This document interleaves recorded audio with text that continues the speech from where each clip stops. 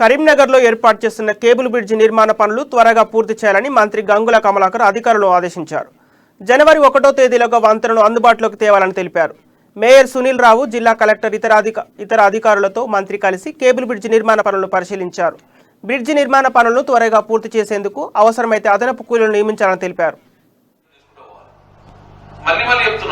మంత్రి అంటే ఏదో మేము అజమాయిషీ చేసేందుకు మా మంత్రి అధికారాన్ని మేము చెలాయించడం కాదు.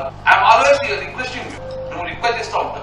నగరం 4 దిక్కులు నగరం యొక్క గొప్పతనం ప్రతిబింబించే విధంగా కష్టపడుతున్నాం. ఎందుకోసం కష్టపడుతున్నాము?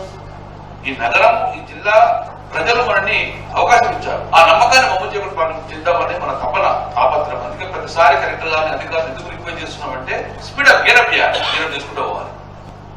మళ్ళీ చెప్తున్నాను, మంత్రి అంటే ఏదో మేము అజమాయిషీ చేసేందుకు మా మంత్రి అధికారాన్ని మేము చెలాయించడం కాదు. ఐఎమ్ ఆల్వేస్ రిక్వెస్టింగ్ మేము రిక్వెస్ట్ చేస్తూ ఉంటాం. మీరు మనం కలిస్తేనే అభివృద్ధి జరగాలి. నగరం 4 దిక్కులు నగరం